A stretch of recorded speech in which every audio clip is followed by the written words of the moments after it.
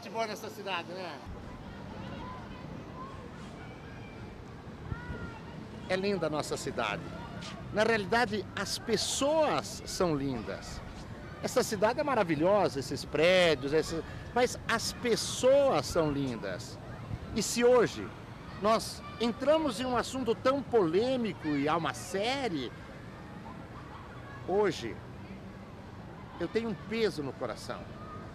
As pessoas precisam se perguntar, será que Deus mudaria a sua palavra por causa de uma pessoa que é muito boa? O pouco que eu conheço da Bíblia, essa resposta é muito importante, porque essa resposta seria jamais, jamais. Então nós ficamos com algumas situações difíceis de resolver. Pessoas maravilhosas, quem não admirou, quem não admirava, e outros, eu perdi meus pais. A gente vê aquela mulher maravilhosa, ela se gastou para ajudar pessoas e acabou morrendo dentro de uma igreja no Haiti. Que coisa mais trágica. E o nosso emocional diz, essas pessoas são tão maravilhosas, com certeza Deus a recompensará. Deus os recompensará. Mas a palavra de Deus coloca algumas situações que diz que não depende de como eu vivo a vida. Depende se eu tenho em mim a vida eterna ou não. Sinceramente, eu desejo, eu preciso ter segurança que essas pessoas maravilhosas estejam com Deus, estejam na eternidade. Mas na hora H, o meu querer adianta pouco. Porque Deus teve muitas oportunidades tremendas onde Ele poderia ter mudado a palavra. Tremendas. Por exemplo, quando Eva decidiu experimentar aquela fruta que lhe trazia conhecimento do bem e do mal. Depois Adão, Deus poderia ter parado ali todas as coisas e recomeçado até. Mas como que eu poderia crer em um Deus que na hora da minha morte será fiel a tudo aquilo que Ele escreveu, se Ele ficasse mudando a sua palavra? Outra oportunidade que, se eu fosse Deus, talvez eu mudasse a palavra. Você lembra de Noé? Só Noé. Toda a geração do mundo estava corrompida. Só Noé.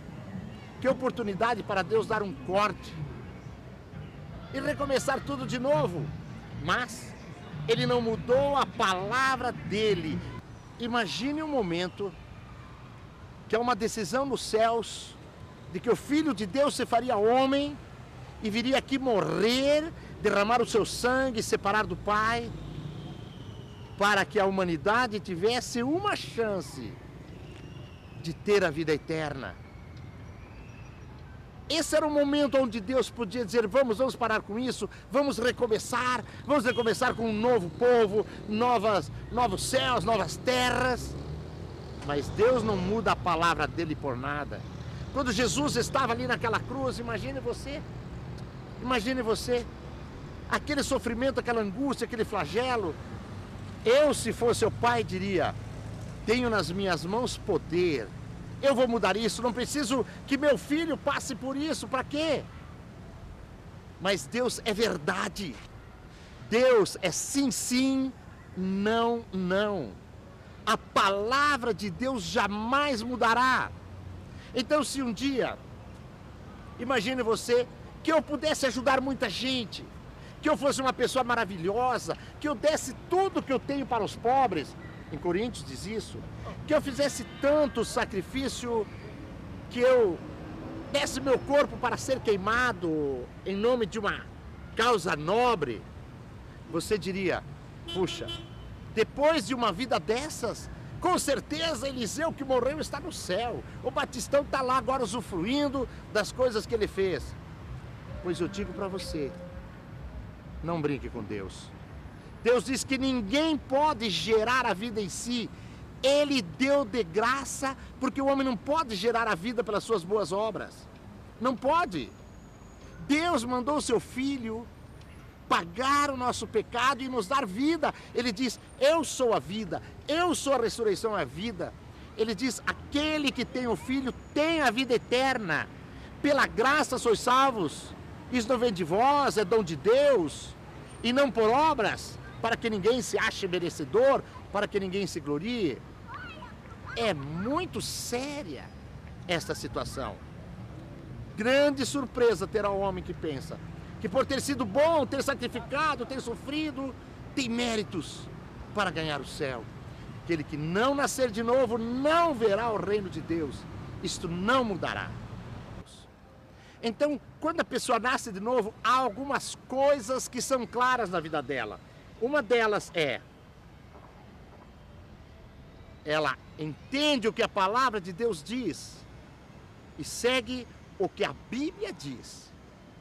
E não o que a pessoa acha, o que lhe é ensinado, mesmo que seja pastores, padres, bispos. Não. Ele segue a palavra de Deus. Você tem coisas da sua vida que você se orienta pela palavra de Deus. Meus parabéns. Porém, a palavra de Deus diz que você precisa reconhecer que é pecador. E quando você reconheceu que é pecador, declarar a Jesus, eu sei que é pela tua graça que eu sou salvo, eu sei que o Senhor pagou o meu pecado na cruz, por isso, Jesus, eu aceito aquele teu sangue derramado. Então as coisas começam a mudar. Então você começa a olhar a palavra de Deus, e aqui eu vou colocar a partir de hoje, cada programa um tópico que mostra, que é um sinal, que aponta para que a palavra de Deus seja verdade na sua vida. Por exemplo, qual é a sua relação com imagens?